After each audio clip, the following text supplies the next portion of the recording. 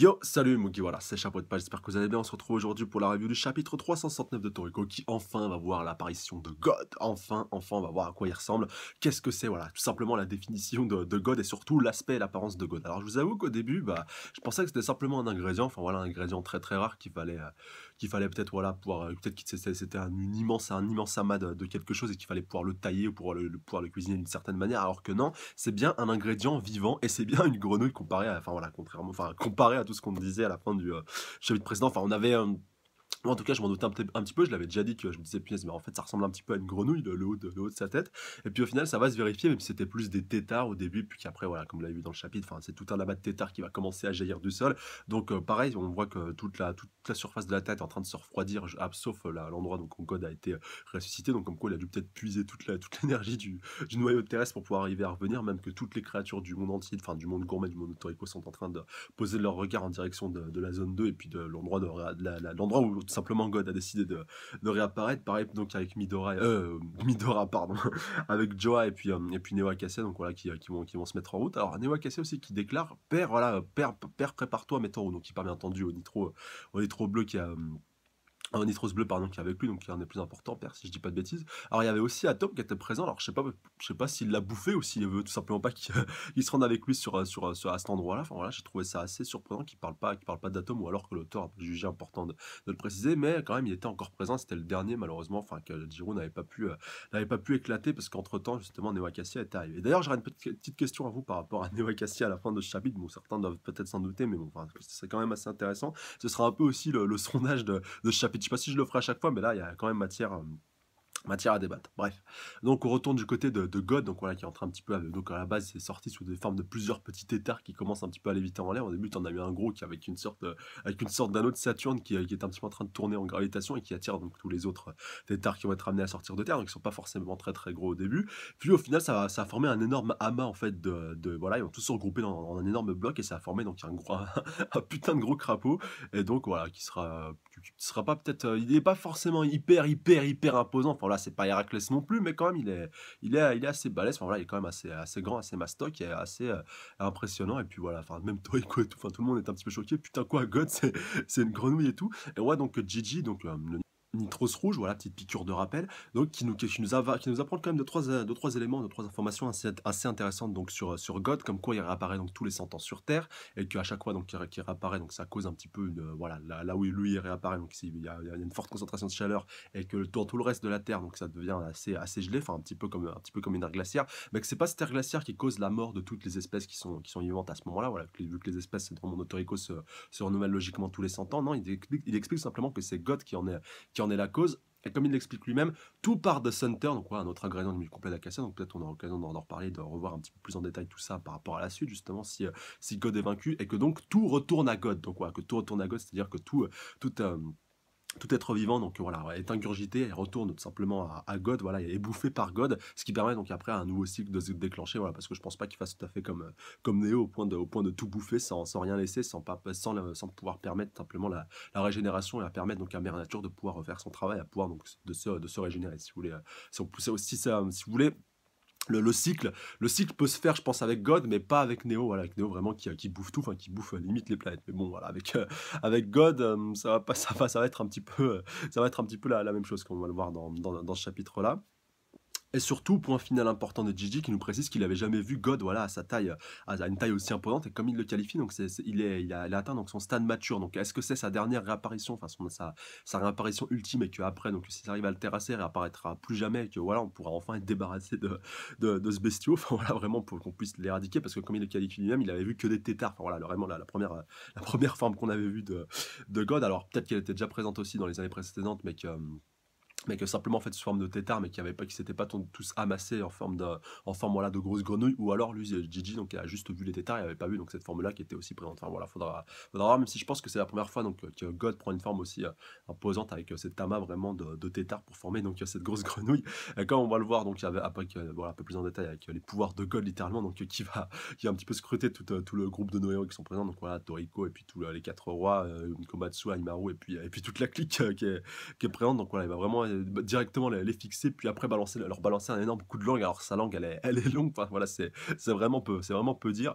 Et donc le groupe de Toriko qui va réussir à le détourner un petit peu in extremis grâce au senseur donc de Sony qui a réussi à dévier un petit peu la trajectoire de la langue. Au final, la langue, elle va trouver une autre cible qui n'est autre que la Lune. Oui, la Lune. Enfin voilà, vraiment, on est vraiment dans la démesure la plus totale. Bon, alors, vous allez me dire en même temps, dans Toriko, on est habitué, mais là, ça va être de la démesure, de la bonne grosse démesure, puisqu'il va tout simplement bouffer la lune. Enfin voilà, il a balancé sa langue, ouais, sa langue vraiment super loin, au point de toucher la lune.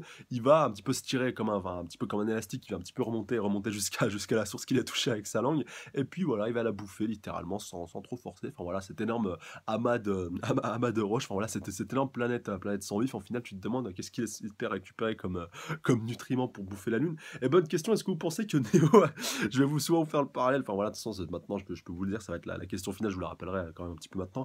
Pour vous, qui a le plus gros appétit entre Neo et Acacia? Bien, je dis bien Neo Acacia, les deux, pas Acacia et de son côté, Neo de son côté, non, la créature qui forme maintenant est God. Voilà, pour vous, qui a tout simplement le plus gros appétit? Et si, de toute façon, forcément, il va y avoir, je pense, cette confrontation, sauf si Toriko et puis les quatre rois leur coupent un petit peu l'herbe sous le pied. Qui pour vous va bouffer l'autre entre Neo Acacia et puis ce cher God, et puis lequel donc sera amené à se régénérer à l'intérieur du corps de l'autre? Enfin voilà, un petit peu pour faire écho, quoi. Voilà, je vous parle un petit peu de cette proposition pour faire un petit peu écho au combat de Don Slime contre Neo Acacia, pour voir si Neo Acacia pourrait arriver à ressurgir, enfin, voilà, du corps de God après s'être fait bouffer, en fait, tout simplement. Bref, enfin, voilà, dites-moi vous avez par rapport à ça dans les commentaires. Et donc, par rapport à God, on va retourner un petit peu sur lui. Donc, après qu'il ait bouffé la lune, donc il a encore pris un petit peu plus de masse. Enfin, voilà, vous en doutez bien, tout le monde est un petit peu sur le cul. Il va retourner sur le groupe de nos héros sur Terre, enfin, voilà, sans trop forcer et tout, pour pouvoir continuer un petit peu son combat contre ces autres créatures vivantes et qui possèdent donc de forts cellules gourmets. Et puis voilà, on voit après avoir été tétanisé, avoir été un petit peu impressionné, donc le groupe de Toriko, ils vont un petit peu se reprendre. Et voilà, et puis même quand ils vont le déclarer à Gigi, t'es fou quoi, maintenant nous on est au taquet, on n'a qu'une chose, on a qu'une seule envie maintenant, c'est de le bouffer et voir tout simplement si c'est qui simplement entre nous deux a le plus gros appétit. Enfin voilà, on va le faire tâter un peu de nos démons d'appétit, voilà, que ce soit lui, que ce soit Star Jones, que ce soit les quatre rois. Enfin voilà, ils sont vraiment tous au taquet, prêts à le dévorer, prêts à le bouffer, mais il va se passer un petit imprévu qui risque bien de changer la mise par rapport à la suite.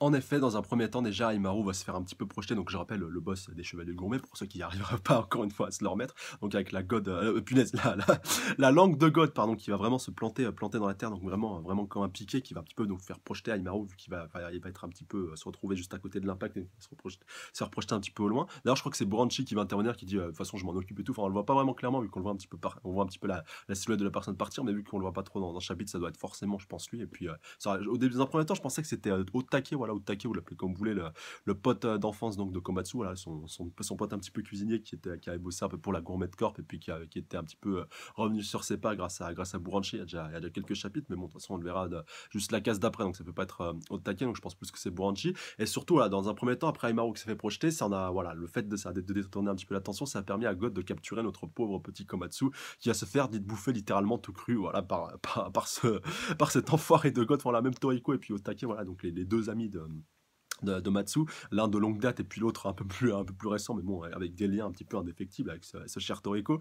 Et donc, ouais, ils vont vraiment tous les deux commencer à flipper, et puis même à tel point que Toriko voulait commencer à foncer tête baissée, et puis donc Gigi qui le bloque, il lui dit, eh oh, tu vas un petit peu te calmer et tout, enfin voilà, t'es pas prêt pour pouvoir l'affronter et tout, tu vas te faire littéralement dévorer tout cru par God, simplement. Donc voilà, et puis Toriko qui lui dit, mais tu te fous de ma gueule et tout, enfin voilà, moi j'ai un gros appétit et tout, on va le bouffer, on va aller récupérer Komatsu, et vous inquiétez pas pour Komatsu, de toute manière, d'un côté, il y a donc, comment il s'appelle, Zebra et puis Sony, les deux ont réagi un petit peu en même temps. Donc à la fois Sony dans un premier temps pour pouvoir arriver à placer donc ses senseurs et puis donc ses cheveux surtout, voilà, cheveux senseurs, vous l'appelez comme vous voulez, sur le corps de Komatsu pour pouvoir arriver à gérer donc son pouls là, comme il le qualifie même, pour voir s'il est toujours vivant et pour voir voilà, même si combien de temps il arrivera à survivre dans le corps de ce cher God. Et surtout d'un autre point important, c'est donc Zebra, donc qui est servi de sa Sound Armor, donc son armure de son, donc voilà, on l'a déjà vu à plusieurs reprises, qui s'en était servi sur Komatsu, que ça lui avait sauvé la vie à pas mal de reprises, donc qui est son armure, voilà, de protection donc sonore, donc qui permet un petit peu à la personne concernée, voilà, qui bénéficie de cette protection, d'être un petit peu dans une bulle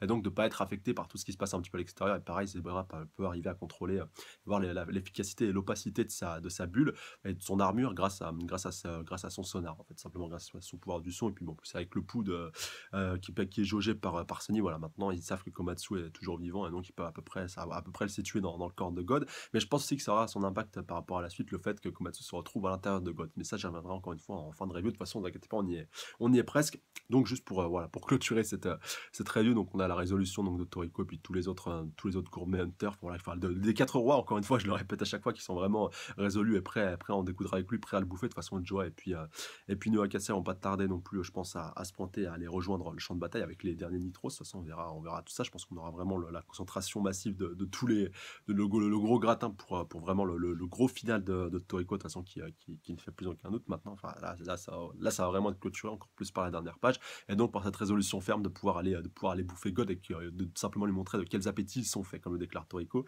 Et pareil, donc avec Starjun qui fait une petite référence assez intéressante, donc il déclare si God, voilà, est l'ingrédient le plus dur à trouver, est-ce que ça fait de lui le prédateur ultime? Et donc voilà la petite question de fin, et donc on va avoir de la confirmation directement avec son niveau de capture qui est de 10 000. Putain, niveau de capture de 10 000, enfin voilà, c'est juste ouf, enfin voilà, à moins que ce soit 100 000, enfin voilà, parce que 10 000 limite, je trouvais que c'était un petit peu petit, je sais que ça peut paraître un petit peu bizarre, mais quand même 10 000, enfin voilà, c'est déjà assez imposant.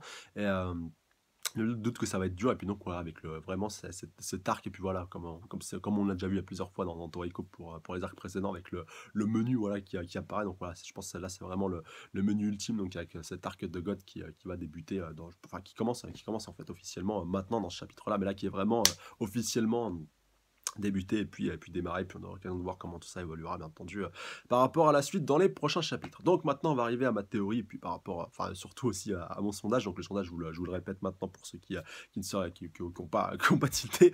Donc pour vous, qui a le plus gros appétit entre Neo Acacia, bien entendu, là, je parle bien des deux fusionnés qu'on a à l'heure actuelle, pas Acacia de son côté, pas Neo de son côté, dans les deux fusionnés, et puis donc de ce qu'on a vu avec God. Voilà, pour vous, qui a le plus gros appétit et qui bouffe qui, voilà, tout simplement la question simple. Et s'il y en a un qui doit se régénérer et tout à l'intérieur du corps de l'autre, voilà, vraiment. C'est après un combat bien épique, lequel des deux bouffe l'autre, enfin voilà, lequel des deux ingurgite l'autre, lequel des deux absorbe l'autre. Voilà, donnez-moi juste votre avis par rapport à tout ça. Et on va arriver par rapport à ma petite théorie par rapport à Komatsu, voilà, parce que Komatsu qui est quand même la clé de voûte de ce manga, voilà, j'allais dire de Toriko, mais du manga de manière générale, voilà, pour éviter de confondre. Et je pense que le fait qu'il se retrouve simplement à l'intérieur du corps de God va être assez intéressant, parce qu'il va pouvoir voir comment il est fait de l'intérieur, et surtout voir un petit peu, je pense, ses origines. Il va pouvoir en apprendre un petit peu plus. Enfin voilà, vous voyez, de toute façon, voilà, c'est dans Toriko. Quand tu te fais bouffer, tu vois pas simplement l'estomac de la personne, par laquelle tu t'es fait bouffer. Enfin, là, tu vois bien plus de choses, encore plus quand c'est God, voilà, parce que God, en plus, qui est pas une créature vraiment de base, en plus, c'est pas vraiment son vrai corps, vu que c'est un amas de corps un petit peu un petit peu compacté, et un petit peu concassé pour arriver à former une seule entité. Donc non, je pense plus qu'il va apprendre plusieurs choses. Et de la même manière que ça avait été Neo Acacia qui l'aurait bouffé, c'est pareil, je pense que il serait, enfin, à part non, ça aurait peut-être été un petit peu différent, Neo Acacia, vu que c'est un petit peu un humain mi-démon, enfin voilà, mi-démon d'appétit matérialisé. Mais ouais, je pense que ça aurait été intéressant de voir. Je pense que ce sera intéressant de toute façon de voir pour comment Komatsu va à peu près gérer tout ça, parce que je pense pas qu'il va rester à rien foutre à l'intérieur du corps de God, et qu'il va peut-être comprendre son fonctionnement et pouvoir, pourquoi pas, arriver à le cuisiner, arriver donc à trouver un petit peu son point faible, et enfin à trouver son point faible, à trouver le point qui permette de le cuisiner un petit peu, de faire de lui l'ingrédient, un petit peu l'ingrédient ultime, et l'ingrédient que tout le monde a envie de bouffer, voilà, plutôt que d'aller se jeter dessus comme des gros porcs, à aller le dévorer un petit peu à gauche à droite. Non, voilà, God est quand même l'ingrédient ultime, donc il mérite quand même une cuisson digne de ce nom. Enfin voilà, même si même si sa cuisson, voilà, certains vont me dire ouais, elle arrive à maturité avec l'Eclipse Gourmet, et puis le fait qu'il soit revenu au monde. Mais je pense plus, voilà, maintenant c'est une créature, donc va falloir déjà la buter dans un premier temps, et puis pouvoir arriver à la cuisiner, ou alors la cuisiner pour pouvoir arriver pour la pouvoir amener tout simplement à la tuer, pour pouvoir après peut-être simplement la bouffer, ou alors peut-être qu'ils la boufferont tout simplement vivante. Enfin voilà, après il y a plusieurs théories possibles, mais je pense que si voilà, vraiment la finalité de cette théorie, bah, vu qu'on n'a pas encore beaucoup d'éléments, je pense que c'est pas anodin que Komatsu et pas quelqu'un d'autre, voilà, parce que Komatsu, c'est Komatsu, comme je vous dis, c'est la clé de voûte, que ce soit Komatsu qui se soit fait bouffer et par God. Voilà, je pense que ça aura une finalité par rapport à la suite et qu'il y aura forcément, une explication, qu'il y aura une raison surtout pour le fait que ce soit Komatsu et personne qui se soit fait bouffer par God. De toute façon, on verra ça dans les prochains chapitres. En tout cas, comme d'habitude, n'hésitez pas à me laisser vos avis dans les commentaires par rapport à tout ça. Comme d'hab, n'hésitez pas à mettre un petit pouce bleu, commenter, partager, surtout vous abonner à la chaîne, c'est pas déjà fait pour plus de reviews. C'est pas de checker la page Facebook, le lien est dans la description. Encore une fois, un grand merci à vous les abonnés, à la fois les anciens comme les nouveaux, comme les futurs. Franchement, force à vous, big up à vous, on est presque bientôt 2100, c'est juste complètement ouf et je vous kiffe et je vous embrasse très fort. Sur ce, je vous dis à la semaine prochaine. Voilà, laissez-vous encore une fois, n'hésitez pas à laisser vos avis par rapport à tout ça, par rapport à la suite. Quelle suite vous voyez, bien entendu, par rapport à ce prochain chapitre? Est-ce que vous pensez que directement punaise, ouais, Neo Cassia va se pointer, pareil pour Joa, pareil pour les derniers Nitros, pareil pour les 8 rois aussi, voilà, qu'on n'a pas encore vu, mais qui vont très certainement faire route vers God, et peut-être même qu'ils vont se faire littéralement tous bouffer par God, parce que c'est pas impossible aussi, enfin voilà, vraiment que God va tout bouffer sur son passage, et qu'à la fin il sera cuisiné, et puis que tout le monde sera libéré, enfin voilà, ça c'est une autre théorie que je viens d'inventer un petit peu en freestyle, mais c'est pas impossible aussi, enfin voilà, vraiment, laissez tous vos avis dans les commentaires par rapport à tout ça. Et sur ce, moi je vous laisse, je vous dis à la semaine prochaine, prenez soin de vous, salut à tous. Sayonara.